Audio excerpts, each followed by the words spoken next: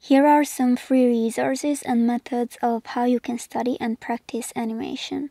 I will be talking in the context of 2D frame-by-frame animation, especially anime, but if you are resourceful enough, I believe you can implement these methods for other techniques as well. I hope you are healthy and that you feel good. I also hope you're staying hydrated. Let's begin.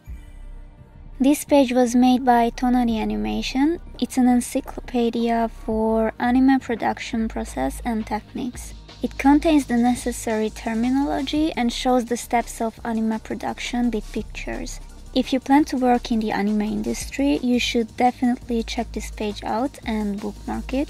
It's very useful because it explains everything in English and even contains some standard animation examples and explains how to animate them. Satsuma Filming Fundamentals for Animators was written by Miyakawa Junko. The document was translated until page 47 by Liz on Twitter. You can find the PDF on her account. She's doing us work, so let's thank her. This document was made to teach the film era and digital era terms and to connect the terminology of the two, so both veteran animators and those who started animating in the digital era understand the necessary terms. It's important for animators and of course for other staff members as well to know how all departments work. If animators know and understand what the finishing department's task will be on the cuts they are working on, the amount of retake and corrections can be minimized, therefore the production will become more efficient. Satsuma contains and explains important terms such as different kinds of camera work, scene transitions, and effects. I wanted to mention not just resources but methods as well, so here you go. A great way to practice and study not just animation but shot types, camera movements, and even art is to use live action footage. This method is good for improving both at cinematography and art. You can practice by rotoscoping as well. A harder but more effective way is to use footage as reference. There's a free software called Free Video to JPG Converter I like to use. This program can export image sequences from videos. You can set how many frames you'd like to export. This method is great if you have to animate something that contains difficult poses and movement. For example, if you have to animate a fight scene or sequence, you can use clips from movies or videos of martial arts. This is a good exercise for practicing anatomy as well. Don't be afraid to use reference, just like artists, animators use it as well. I assume you know that animation uses a lot of inspiration from live action movies and vice versa. If you do it right, it will speed up your process and level up your animation. This one is pretty obvious, but it still needed to be mentioned. Take the time to sit down and learn from the masters.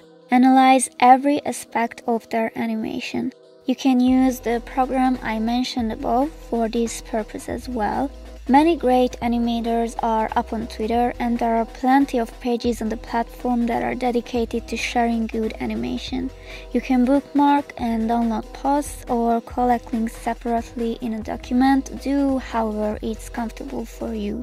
You can create a playlist or multiple playlists on YouTube where you can collect animation inspiration.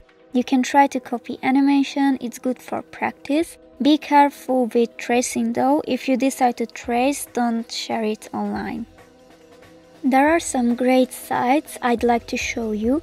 I will put the links to these in the description. The first one is sakuga. You can browse animation by applying different tags such as titles, artist names, and terms. There's a Wiktionary page that's a glossary of Japanese film credit terms translated into English. Another useful page you should check out is Living Lines Library. It's a blog that contains pencil tests, model sheets, background art, and even documentaries.